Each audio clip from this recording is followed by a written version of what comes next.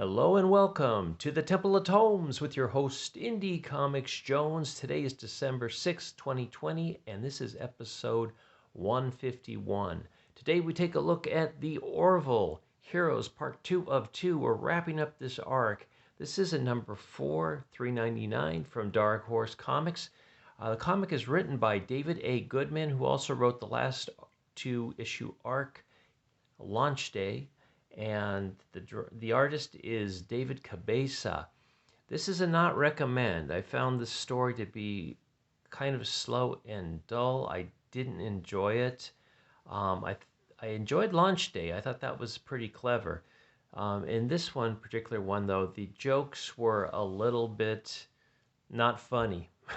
See, basically they just kind of fell like duds, and there weren't that many in here to begin with. Anyway, any that I could tell. It's a story that kind of replicates the Zorro myth a little bit, with one of the crew members pretending to be this avenger against the aliens that have taken over this particular planet. While by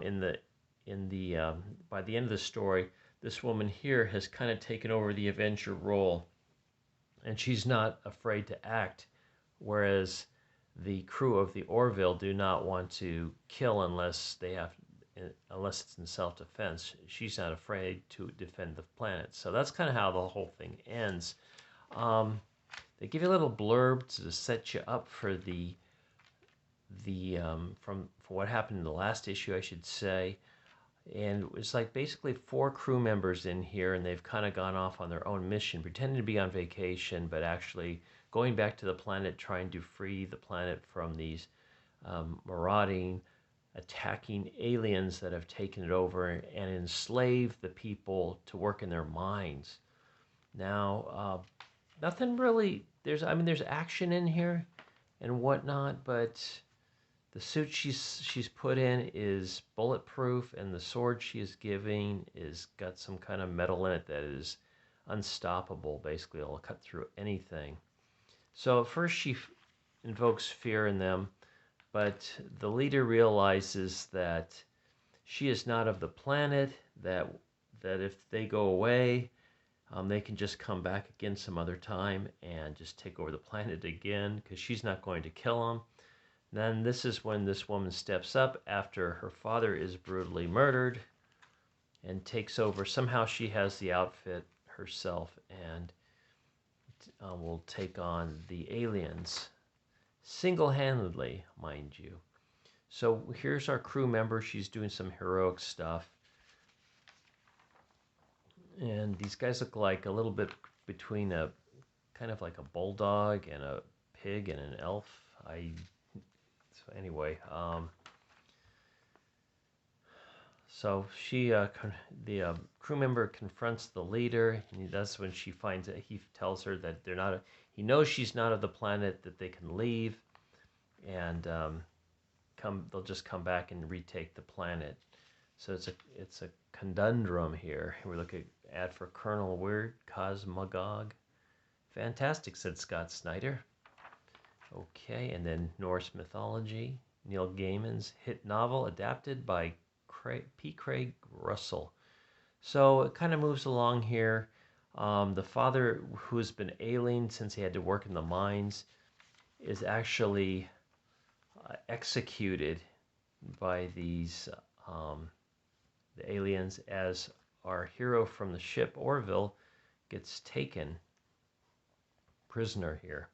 So things don't look well, but out of the blue we get another masked Avenger, and she's not afraid to knock off these aliens because she has no investment with the fleet, the Starfleet. I'm calling it Starfleet. It's called something else.